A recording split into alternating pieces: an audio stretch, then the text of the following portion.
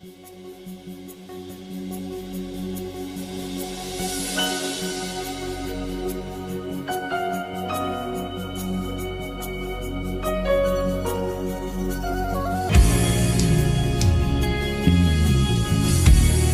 présence en moi devient réelle, que ta présence en moi devient palpable. Je veux une autre dimension de toi. Que ta présence en moi devienne réelle, que ta présence en moi devienne palpable. Je veux une autre dimension de toi. Bonsoir à toutes les personnes connectées pour suivre notre émission. Nous nous retrouvons une fois de plus cet après-midi pour une autre émission. Et nous disions en parlant de la femme championne, une femme remarquable, que c'était une femme qui avait bénéficié d'une conversion authentique. À cause de cette conversion authentique, sa vie est transformée. Elle est revêtue de la puissance d'en haut. Elle connaît la parole de Dieu. Elle est remplie du Saint-Esprit et elle marche par l'Esprit. Elle marche dans la domination, dans l'autorité. C'est ce qui fait d'elle une femme qui se démarque des autres. Et cet après-midi, nous allons parler du foyer. Beaucoup de femmes ont posé des problèmes en relation avec le foyer. Et nous disions que nous encourageons la femme championne non seulement à se connaître, mais à pouvoir s'élever. Mais elle ne peut pas s'élever si elle n'est pas en paix avec elle-même et en paix dans son foyer ou dans son milieu, là où elle peut exercer une activité. C'est pourquoi nous voulons parler ce soir du foyer, puisque la femme insiste et nous comprenons que c'est le quotidien, c'est le vécu de tous les jours. Le foyer, l'homme, la femme. Et nous voulons voir aujourd'hui ce thème, comprendre le foyer. Nous commençons simplement des études sur le foyer, comprendre le foyer. Nous sommes en train d'introduire une série d'études sur le foyer et nous allons aller progressivement voir aspect par aspect parce que le foyer, c'est un domaine complexe et c'est un domaine essentiel. Lorsque vous êtes mal engagé, vous pouvez aller jusqu'à détruire votre vie et pour les chrétiens même, ça peut aller jusqu'à toucher votre foi. Quand vous êtes bien engagé dans le foyer, nous disons gloire à Dieu parce que vous allez vivre des moments de bonheur, de paix. Mais lorsque vous vous engagez mal, ce n'est pas du tout une bonne chose. C'est pourquoi le foyer est un domaine vraiment complexe et essentiel. Nous voulons aller doucement. Et cet après-midi, dans ce thème, comprendre le foyer, nous allons commencer par la définition. Donc le premier aspect que nous allons voir, c'est la définition du foyer. Lorsqu'on parle de foyer, il s'agit de quoi? Je suis allée dans le dictionnaire Larousse, le dictionnaire français Larousse.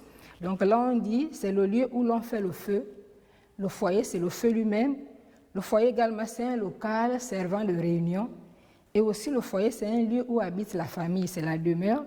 C'est la famille elle-même, c'est le milieu familial. Donc c'est ce lieu où on fait le feu, c'est le feu lui-même, c'est un local servant de réunion ou le lieu où habite la famille elle-même, le milieu familial, la demeure. Mais le sens qui nous intéresse, c'est le dernier, donc le lieu où habite la famille elle-même, le milieu familial, donc cette demeure. Lorsqu'on parle de foyer, on voit ici deux personnes qui s'aiment, de sexe opposé, l'homme et la femme qui s'engagent pour bâtir une vie par le lien du mariage. Et ils s'engagent à cause de l'amour qui anime leur cœur, ils s'attirent l'un l'autre et ils décident de bâtir un foyer, de vivre ensemble et de trouver un endroit où ils vont vivre. Et lorsqu'on parle de foyer, il s'agit d'abord principalement de deux personnes, l'homme et la femme. Comme je le disais déjà, on ne voit pas d'abord les enfants. Souvent, quand les gens se marient, ils pensent d'abord aux enfants. Mais lorsqu'on pense mariage, foyer, on doit d'abord voir nous-mêmes, l'homme et la femme. Nous nous sommes aimés et nous avons décidé de vivre ensemble. Le foyer, c'est d'abord deux personnes. Les enfants peuvent arriver plus tard ou pas du tout, mais le foyer concerne d'abord deux personnes parce qu'on ne se marie pas. À cause des enfants, on se marie d'abord par amour et on se marie pour que notre mariage glorifie Dieu. Et nous comprenons que le foyer n'est pas apparu comme ça dans la nature, il est apparu comme ça, ou bien les hommes, c'est une émanation d'hommes qui se sont levés un bon matin, puis ils ont commencé à dire, mais tiens, mais nous comprenons que le foyer vient de Dieu. Dieu est l'auteur du mariage, l'auteur de la famille, donc c'est Dieu qui a institué le foyer. Et pour cela, nous allons lire dans Genèse 2, verset 18. Genèse 2, verset 18 nous dit, l'Éternel Dieu dit, il n'est pas bon que l'homme soit seul, je lui ferai une aide semblable. Donc c'est Dieu lui-même qui se rend compte du besoin de l'homme. Il se rend compte que l'homme est vraiment gêné, embêté de vivre seul. Et Dieu a fait venir les animaux vers cet homme, il a donné les noms à ces animaux. Mais parmi ces animaux, il regarde, il ne trouve pas d'être semblable à lui. Et Dieu lui-même se rend compte du besoin de l'homme, il endort l'homme, il enlève sa côte et il crée la femme, cet être merveilleux. Et comme nous avons l'habitude de l'entendre, les gens disent souvent que la femme n'a pas été créée de l'os du pied pour que l'homme marche sur cette femme, pour que l'homme la piétine, et la femme n'a pas aussi créé à partir de l'os de la tête pour qu'elle grimpe sur la tête de son mari, qu'elle soit insoumise. Mais elle a été créée à partir de la côte, tirée de la côte, donc proche du cœur de l'homme. Cela signifie que la femme a été créée pour être aimée. Et d'être aimée, elle doit faire l'objet de bons soins. Et la femme aussi doit faciliter le travail à son mari, permettre à son mari de pouvoir l'aimer en ayant un bon comportement, en le respectant et en remplissant un certain nombre de conditions pour que l'homme aussi soit capable de l'aimer de la bonne façon. Et nous comprenons que le foyer vient de Dieu et le foyer est d'abord constitué par 2 personnes. Et on dit que la femme est une aide. Lorsqu'elle arrive, Adam s'écrie, dit voilà cette fois, celle qui est os de mes os et chair de ma chair, on l'appellera femme. Il est vraiment content, il est satisfait. Donc la femme est cette aide semblable à l'homme. Vraiment, elle est comme l'homme, elle ressemble à cet homme. Et elle a été créée pour être une aide, donc une tendre compagne pour l'homme, pour partager ses responsabilités et pour coopérer avec l'homme et pour accomplir la mission, une mission, le plan de Dieu pour leur vie. Donc accomplir le plan de Dieu pour leur vie, je disais déjà que la famille vient de Dieu, que l'on soit une famille chrétienne ou pas encore, même si on n'a pas encore rencontré Jésus comme Sauveur et Seigneur, nous devons comprendre que Dieu est l'auteur de la famille et que Dieu a institué la famille pour que son nom soit glorifié au travers de la façon de vivre des partenaires. Donc nous comprenons que le foyer est cet endroit, donc créé par 2 personnes, c'est ce milieu créé par 2 personnes qui s'aiment pour vivre ensemble. Et ils s'engagent par le lien du mariage. Le deuxième point que nous voulons développer ici, là, c'est l'amour. On dit il faut l'amour pour qu'un foyer tienne. Il faut l'amour. S'il n'y a pas d'amour, si l'un et l'autre, les 2 conjoints ne sont pas animés par l'amour, ils ne sont pas attirés l'un vers l'autre, et s'il n'y a pas d'amour, on ne peut pas parler de foyer durable. C'est pourquoi nous voyons aujourd'hui certains s'engagent à la légère et puis après quelques temps, ils ne sont plus ensemble parce qu'ils n'ont pas eu le temps de s'asseoir et de mesurer le pour et le contre. Pour qu'un foyer soit stable, pour qu'il dure longtemps, jusqu'à ce que la mort vous sépare, il faut de l'amour. Il faut l'amour. Et lorsque nous parlons le mot amour aujourd'hui, c'est un mot galvaudé, donc déprécié, déshonoré, souillé. Les gens, quand ils parlent de l'amour, on ne sait pas exactement de quoi ils veulent parler. C'est pourquoi ce soir, nous voulons repartir à la parole de Dieu et nous voulons voir l'amour selon Dieu. Nous allons voir quelques types d'amour dont le foyer a besoin pour être solide et pour survivre. Nous avons l'amour éros. L'amour éros est fondé sur une relation sensuelle. Donc c'est une relation charnelle, sexuelle. C'est cet amour qui rapproche 2 êtres qui s'attirent l'un l'autre et qui les amène vers l'intimité conjugale. Donc c'est cet amour qu'on appelle éros. Cet amour qui attire les 2 êtres. Souvent on parle aussi dans cet amour de coup de foudre. Les gens se voient et puis voilà le coup de foudre et on veut être ensemble. Mais c'est un amour conditionnel parce qu'il peut arriver, il peut traiter l'autre comme un objet. À la longue, on peut traiter l'autre comme un objet pour assouvir ses besoins et on ne pense pas au bien-être de l'autre. Donc c'est un amour limité et qui ne peut pas permettre à un foyer vraiment d'être stable. Le deuxième type d'amour que nous voyons, c'est l'amour filia. L'amour filia fait appel ici à l'amitié. Donc l'amitié entre l'homme et la femme. Un homme et une femme qui se marient, ils sont amis, donc il y a une certaine complicité qui s'installe entre eux. Ils ont les mêmes centres d'intérêt, ils ont les mêmes objectifs, donc ils visent les mêmes objectifs. Les plaisirs sont partagés, il y a les jeux, il y a la solidarité. C'est une relation chaleureuse, mais même là encore, c'est un amour conditionnel parce qu'il est basé, il est fondé sur les activités ou sur les vécus partagés. Donc il ne suffit pas pour rendre un foyer solide. Et nous voyons le troisième type d'amour que nous pouvons dire ici, donc c'est l'amour storge. L'amour storge, c'est un amour qui permet, en fait, qui concerne les parents et les enfants. C'est un amour qui permet, par exemple, aux parents d'aimer leurs enfants. Et c'est également aussi un amour conditionnel, parce qu'il est limité. Et le dernier type d'amour que nous voulons voir ici, c'est l'amour agapé. Donc l'amour agapé, c'est un amour fraternel, il est universel, il est altruiste, donc sans égoïsme, désintéressé, et c'est l'amour spirituel. C'est le genre même dont 1 Corinthiens 13 parle. 1 Corinthiens 13 nous parle de cet amour. C'est cet amour qui se donne gratuitement, de façon désintéressée, sans attendre de retour. Il est inconditionnel, accepte l'autre tel qu'il est avec ses qualités et ses défauts. Et cet amour souhaite le bien-être de l'autre. Sans profit personnel, il est affranchi de l'ego. Affranchi de l'ego et sait aimer même lorsqu'il subit des torts. C'est cet amour, c'est l'amour divin. En fait, on peut comparer cet amour à l'amour que Dieu manifeste envers les humains. L'homme ne mérite pas l'amour de Dieu, mais Dieu nous aime. Même lorsque nous sommes encore pécheurs, nous sommes loin de Dieu, la Bible dit que Dieu aime le pécheur. Il déteste le péché, mais il aime le pécheur. Et c'est cet amour qui fait en sorte que Dieu nous aime, que Dieu puisse nous aimer, que Dieu aime l'homme. Et Dieu continue à tendre à l'homme une main d'amour pour lui dire « Je t'aime, je veux que tu te rapproches de moi et que tu sois sauvé ». Pour ceux-là qui ont déjà reçu Jésus comme leur sauveur et Seigneur, qui sont sauvés, qui ont fait la paix avec Dieu, qui sont réconciliés et qui vivront auprès de Dieu pour l'éternité, c'est une grâce. Et nous disons gloire à Dieu. Mais pour ceux-là qui n'ont pas encore eu la grâce de faire la connaissance de Jésus-Christ ou de l'accepter comme sauveur et Seigneur, de faire la paix avec Dieu, la main de Dieu continue à être tendue pour leur demander de se rapprocher de lui afin que ces personnes deviennent les amis de Dieu, qu'ils soient sauvés, qu'ils deviennent des enfants de Dieu. Donc c'est ce dernier ce type d'amour, vraiment cet amour qui est comme l'amour de Dieu, qui ne pose pas de conditions. Il n'aime pas parce que je suis aimé, il ne fait pas le bien parce qu'on m'a fait le bien. Donc, il ne cherche pas son intérêt, il ne cherche pas son bonheur, mais il se donne volontairement, il fait du bien à l'autre.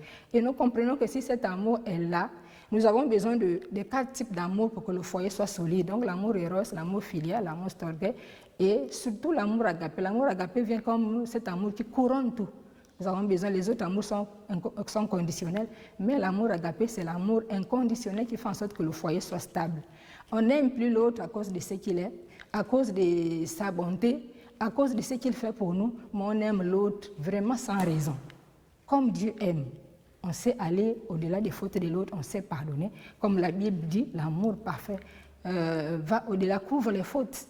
On n'est plus là pour livrer les fautes de l'autre parce qu'il ne m'a pas aimé, parce qu'il ne m'a pas donné ceci, parce qu'il n'a pas été gentil avec moi. Non, c'est un amour inconditionnel qui ne pose pas de conditions, mais qui aime l'autre tel qu'il est, avec ses qualités, avec ses défauts, avec ses manquements. Et c'est ce type d'amour dont nous avons besoin pour que le foyer soit stable et qu'il aille jusqu'à son terme, jusqu'à ce que la mort vous sépare. Dieu n'est pas pour le divorce. On ne se marie pas pour divorcer, on se marie pour aller jusqu'au bout, jusqu'à ce que la mort vous sépare. Donc Dieu veut des foyers stables et il faut l'amour et il faut les 4 types d'amour pour que le foyer soit solide. Et le dernier type d'amour est le plus important parce qu'il va vous amener à aller au-delà même des mauvais traitements et être capable de pardonner. Lorsque nous regardons nos parents qui ont vécu dans les villages, ils n'avaient pas la parole de Dieu comme nous aujourd'hui, ils n'avaient pas tous les moyens que nous avons aujourd'hui, les moyens d'information, de formation, ils n'avaient pas toutes les informations, toute la connaissance que nous avons aujourd'hui. Mais leurs foyers ont tenu bon. Il y avait peut-être des divorces, mais on parlait moins de divorces parce que c'était des personnes qui marchaient selon le conseil des parents, selon la sagesse des parents. Ils étaient enseignés et ils savaient aller au-delà des fautes des autres. Ils savaient pardonner, ils savaient oublier certains torts subis. Et certains disaient même, bon, même si le mari n'est même pas bon, je vais rester là pour garder mes enfants. Et ils continuaient à faire du bien à cet homme, à sa famille. C'était des mariages au sein desquels on n'entendait pas trop de bruit, trop de tapage, où à tout moment il faut réunir les 2 familles pour régler des problèmes. Et pourtant, ils n'avaient pas tous les moyens que nous avons aujourd'hui, ils n'avaient même pas la parole de Dieu, mais rien que la sagesse qui était là, leur sagesse à eux et les conseils des parents. Donc si nos parents qui n'avaient pas tous ces moyens ont résisté, sont allés jusqu'au bout de leur mariage, nous aujourd'hui avec tous les moyens que nous avons, nous devons vraiment relever ces défis, d'éviter les divorces. Lorsque ça ne va pas, s'asseoir, trouver un terrain d'entente, trouver la solution et pouvoir continuer. C'est pourquoi cet amour est très important. Et le 3e point que nous voulons voir ce soir, en parlant du foyer, comme je disais que nous sommes en train d'introduire, le 3e point que nous voulons voir ce soir, ce sont les raisons pour lesquelles les gens se marient. Quelles sont les raisons pour lesquelles les gens se marient? Avant d'aller plus loin, c'est que la semaine prochaine, nous allons commencer à voir les bases d'un foyer réussi. Ensuite, nous pourrons voir le choix du conjoint et aller vers d'autres aspects progressivement. Mais nous voulons, en tant que 3e point et dernier point ce soir, nous voulons voir les raisons pour lesquelles les gens se marient. Alors, la première raison, c'est l'amour. Si les gens se marient sur la base de l'amour, c'est une bonne chose, comme je le disais déjà. Vraiment, c'est la bonne raison de pouvoir se marier et un tel mariage est appelé à tenir bon et aller jusqu'à son terme. Je venais d'expliquer l'amour. Et l'autre raison pour laquelle les gens se marient, c'est l'apparence physique ou la beauté. On regarde la fille ou la femme, on regarde l'homme, on dit « Ah, mais tiens, c'est une belle femme. Ah, tiens, mais c'est un bel homme, il est élégant, elle est élégante, mais j'aimerais l'avoir pour épouse. » La beauté ou l'apparence physique aussi est une des raisons qui font souvent en sorte que les gens se marient. On s'engage sur la base de la beauté de l'autre et on dit on se marie. Et l'autre raison pour laquelle les gens se marient sont les finances. Donc l'argent, on remarque que non, l'homme, le monsieur a des sous, le monsieur est bien financièrement, il a une bonne situation financière, il a beaucoup d'argent, comme on le dit souvent, ou la femme. Il n'y a pas que les femmes qui courent après les hommes qui ont de l'argent aujourd'hui. On voit même que les hommes également courent aujourd'hui derrière les femmes qui ont de l'argent. Donc c'est une des raisons qui amène les gens à se marier. On voit que l'autre a de l'argent, l'autre a des moyens financiers, et puis on décide de s'engager avec le monsieur ou bien avec la dame, sans pourtant se rassurer si nous nous aimons ou pas. Et l'autre raison pour laquelle les gens se marient, c'est la reconnaissance. Donc, une sorte de dette morale. Une personne vous a fait de bien, et vous a rendu des services, vous a soutenu lorsque vous étiez dans le besoin, dans des moments difficiles. Pour certains, lorsque vous étiez à l'école, en formation, cette personne vous a soutenu. Et en retour, même sans amour, vous voulez épouser la personne juste par reconnaissance, parce que vous avez une certaine dette morale. Et les gens s'engagent, même si il n'y a pas l'amour comme fondement. Les gens veulent s'engager par reconnaissance. Il m'a fait du bien, vraiment je ne peux pas l'abandonner, je vais m'engager dans un tel mariage. Et une autre raison pour laquelle les gens se marient, c'est le besoin de sécurité. On se sent peut-être menacé quelque part par une situation, bien dans un lieu, dans un endroit, et puis on se dit, bon, en me mariant, je me mettrai à l'abri et je me sentirai en sécurité. Et on désire se marier et on s'engage. Une autre raison pour laquelle les gens se marient, c'est la gloire. Donc, le désir d'appartenir à un certain milieu, à une certaine classe, ou bien le désir de porter un certain nom. Je veux qu'on voie que j'appartiens à un tel milieu et que je porte un tel nom. Donc, ces désirs nous amènent parfois à vouloir nous engager, aussi bien l'homme que la femme. Ça peut être l'homme qui est attiré par le milieu, la femme qui est attirée par le milieu, qui veut porter un certain nom. C'est vrai que lorsqu'on parle de porter le nom, on voit ici souvent les femmes, mais les hommes aussi sont souvent attirés par la gloire, le fait d'appartenir à un certain milieu. Une autre raison pour laquelle nous voyons les gens se marier, ce sont les problèmes familiaux. Les problèmes familiaux de maltraitance, donc les conflits, les pressions psychologiques dans le foyer. Parfois, les enfants ne se sentent pas à l'aise, ils sont maltraités, ils sont incompris. Dans certaines familles, on impose aux enfants d'aller dehors et de ramener ce que nous appelons chez nous en Afrique les sachets. À un certain âge, les parents veulent que l'enfant amène des sachets. Ou bien, c'était des enfants qui n'ont plus de mère, qui ont perdu leur maman et qui vivent avec le père et la femme du père. Parfois, subissent des mauvais traitements et les filles, pour quitter le lieu à cause de ces problèmes familiaux, se précipitent à vouloir trouver un homme et parfois on est même prêt à prendre le premier venu sans connaître de qui il est question et on s'engage parce qu'on veut quitter ces milieux qui nous maltraitent. L'autre raison pour laquelle les gens se marient sont les pressions professionnelles. Alors les pressions professionnelles ici concernent aussi bien l'homme que la femme. Souvent dans les lieux professionnels, on accorde beaucoup plus d'importance, de respect aux femmes mariées ou aux hommes mariés.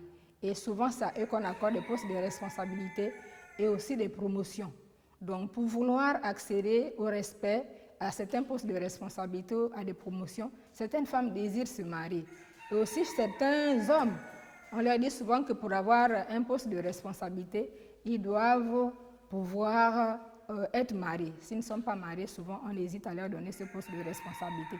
Donc, on leur demande de pouvoir se marier avant d'occuper ce poste de responsabilité.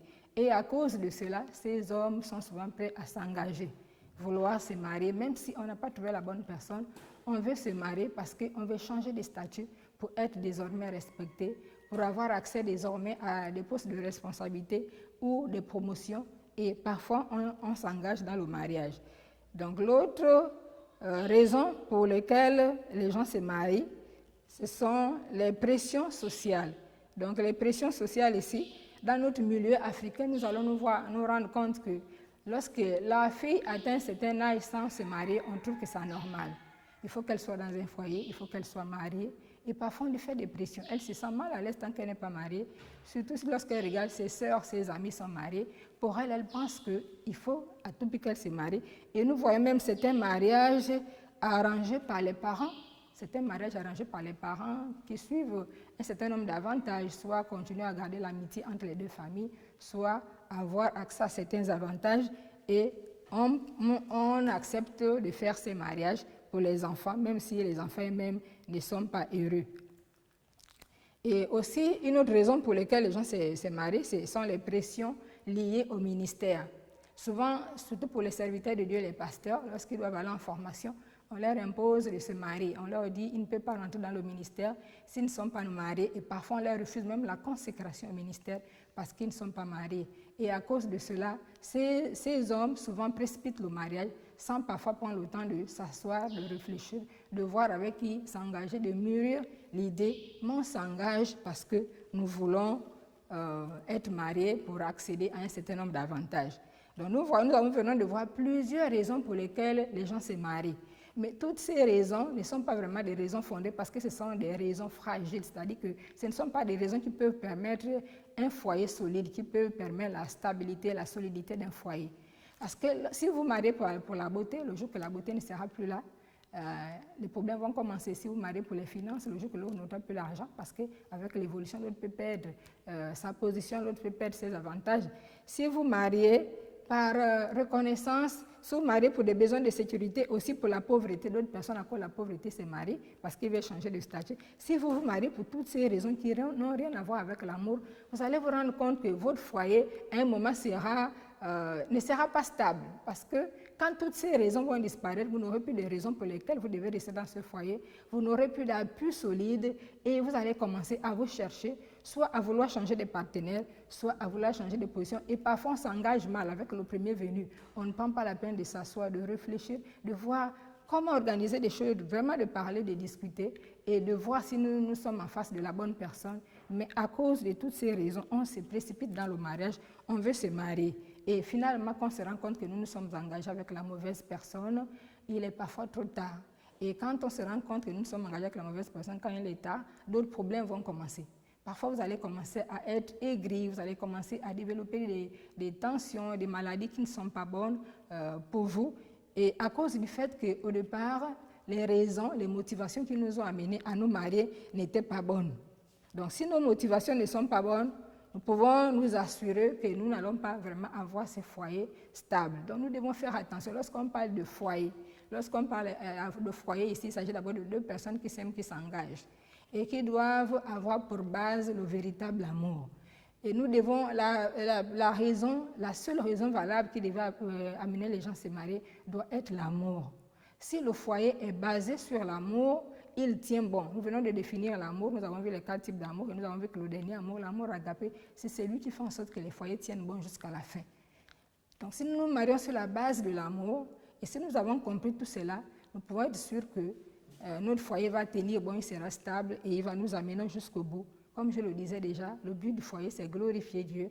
Le but de la famille, c'est glorifier Dieu. On ne se marie pas d'abord parce que l'autre a beaucoup d'argent, parce que l'autre est belle ou beau, parce que l'autre va me donner des enfants. On ne se marie même pas pour les enfants, on se marie d'abord par amour. Que les enfants soient là ou pas, on ne se marie pas pour les enfants. J'entends souvent les hommes qui disent, bon, mais soit je prends une deuxième épouse, pour ceux-là qui ne connaissent pas Dieu, parce que pour eux, ils pensent qu'ils se sont mariés pour les enfants. Et d'autres aussi, des chrétiens, parfois quand la femme ne fait pas des enfants, on est aigri, on est déçu, découragé. Mais la Bible nous dit, nous donne tellement de promesses, donc là, la parole de Dieu a tellement de promesses pour le chrétien. Nous devons continuer à chercher Dieu pour les foyers stériles qui n'enfantent pas, continuer à chercher Dieu jusqu'à ce que Dieu nous donne les enfants. Donc, nous sommes simplement en train d'introduire sur le thème du foyer. Et ce soir, nous allons conclure, ce soir nous venons de voir le foyer, comprendre le foyer. Et nous avons compris c'est quoi le foyer. C'est l'engagement de deux personnes par le lien du mariage à vivre ensemble. Et c'est ce lieu où la famille habite, c'est cette demeure, c'est ce milieu familial où les gens sont appelés à vivre. Et cet endroit est un havre de paix, un endroit de sécurité, un endroit qui offre le bonheur. Quand l'autre revient du travail, il doit se sentir à l'aise, que ce soit l'homme ou la femme. Souvent, on entend les hommes qui se plaignent, qui ne se sentent pas à l'aise dans leur maison. Les femmes aussi qui préfèrent rester dehors, qui ne se sentent pas à l'aise dans leur maison. Ce n'est pas normal. Le foyer doit être un endroit qui donne la paix, la joie, l'envie de vivre. Et qui donne à tous qui viennent dans cette maison vraiment l'envie de vivre, d'y rester. cet endroit qui doit être vraiment cet endroit de paix. Et ensuite, nous avons compris que cet endroit ou cette famille doit être soutenue par l'amour véritable, l'amour qui va au-delà des fautes de l'autre, qui accepte l'autre tel qu'il est avec ses qualités, ses manquements, ses défauts. Et nous avons vu plusieurs raisons pour lesquelles les gens se marient, mais nous comprenons que toutes ces raisons ne sont pas vraiment fondées parce qu'elles ne tiennent pas pour être capables de bâtir un foyer stable, un foyer qui dure, qui va jusqu'à la fin. La seule raison pour laquelle deux personnes devaient s'engager pour le mariage, c'est l'amour. L'amour véritable, c'est cet amour qui permet que le foyer soit solide, que le foyer soit stable. Donc nous avons terminé ce soir et la semaine prochaine, nous allons introduire un autre thème, donc les bases d'un foyer réussi. Nous allons voir les bases qui font en sorte qu'un foyer réussi, les bases d'un foyer réussi. Aujourd'hui, en parlant du foyer, nous avons vu la base de l'amour. Certainement, ceux qui sont chrétiens se demandent, mais Christ, oui, là nous parlons de foyer de façon générale, mais lorsque nous verrons les bases du foyer, nous verrons qu'il y a une base, une fondation essentielle pour que le foyer soit stable en dehors de l'amour agapé, donc la personne de Christ, la personne de Dieu lui-même. Et nous aurons le temps de voir tout cela. Donc ce soir, nous commençons simplement. Nous avons terminé et la semaine prochaine, nous continuons, comme je le disais déjà, avec les bases du foyer, donc les bases pour un foyer réussi. Et nous bénissons toutes les personnes qui viennent de suivre cette émission. Nous rendons grâce à Dieu. Mais avant de terminer, j'aimerais prier pour tous les couples. Nous savons qu'on dit souvent que la famille, c'est la cellule de base de la société. Quand les familles sont fortes, la société est forte. Quand les familles sont fortes, l'Église ou quel que soit le milieu est fort. Mais quand les familles sont faibles, la société est faible et nous ne pouvons vraiment pas compter sur un endroit où les familles ne sont pas en sécurité, où les familles sont détruites. Et nous savons que le diable vise beaucoup les familles parce qu'il sait que les familles sont une force pour ce monde. C'est pourquoi ce soir, j'aimerais prier pour les couples, pour les foyers, que Dieu préserve ces foyers. Que ce soit des foyers mixtes, que ce soit des foyers chrétiens, que ce soit des foyers où il y a la bénédiction des enfants ou d'autres qui cherchent encore les enfants. Ce soir, j'aimerais prier pour tout type de foyers, que Dieu préserve les foyers. Prions. Père éternel, ce soir, je te rends grâce pour ta parole. Tu ne parles pas en vain, tu parles parce que tu vois un besoin quelque part dans une maison, dans un cœur, le cœur d'une femme, dans un cœur, le cœur d'un homme. Seigneur, je te bénis parce que tu es celui qui a institué le mariage, la famille. Et Seigneur, tu es celui qui sécurise. C'est pourquoi je prie pour les foyers dans ce monde, les foyers du Gabon, les foyers à travers le monde, les foyers aux États-Unis, au Canada, en France, partout, Seigneur, les foyers en Afrique, en Europe, en Asie, partout dans le monde, Seigneur, je te recommande tous les foyers, tout type de foyers, que ce soit des foyers mixtes ou des foyers chrétiens, des foyers qui sont comblés par la grâce d'avoir des enfants ou pas. Seigneur, je prie que tu étendes ta main sur ces foyers, que tu les sécurises, que tu les protèges. Je viens tremper ces foyers dans le sang de Jésus. Et je réclame la bénédiction pour les foyers qui n'ont pas encore eu cette grâce, non seulement d'avoir des enfants, mais de connaître Christ. Seigneur, étends ta main. Je te bénis, Seigneur, pour ta fidélité. Merci parce que tu es celui qui sécurise les foyers. Merci parce que tu es celui qui sauve. Tu es celui qui guérit, qui restaure, qui protège les foyers. Nous te bénissons, Père, pour ce soir encore. Merci pour ce que chacun a reçu. Merci encore pour ton intervention. Merci encore pour ton action puissante. Merci encore, Saint-Esprit, pour ce que tu ne cesses de faire en faveur des familles. Nous te glorifions et nous disons ce soir que l'honneur et la gloire te reviennent. Au nom puissant de Jésus-Christ. Amen. Alors, nous avons terminé ce soir comme d'habitude. Nous avons des contacts, une adresse pour nous joindre. Nous avons notre mail femmechampionne en un seul mot @gmail.com. Nous avons aussi les numéros de téléphone qui sont le 074 41 41 14 et le 066 27 46 28. Donc, vous pouvez nous joindre, écrivez-nous, encouragez-nous. Nous voulons avoir des témoignages, nous voulons savoir si ce que nous faisons ici là intéresse les gens ou touche les gens ou règle certains problèmes. Encouragez-nous donc, écrivez-nous et dites-nous ce qu'il en est après avoir suivi les enseignements après cette émission. Qu'est-ce qu'il en est? Lorsque nous parlons de femmes championnes, nous disons que c'est une femme qui sait se démarquer dans tous les domaines, y compris son foyer. Son foyer doit être un foyer remarquable, un foyer de qualité.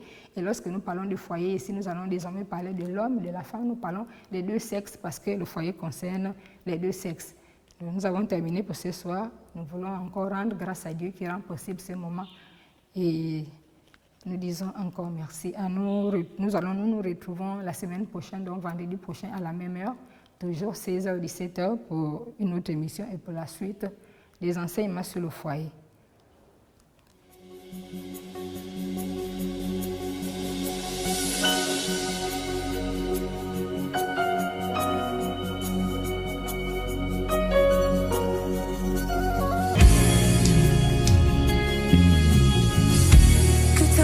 En moi devienne réelle, que ta présence en moi devienne palpable. Je veux une autre dimension de toi. Que ta présence en moi devienne réelle, que ta présence en moi devienne palpable. Je veux une autre dimension.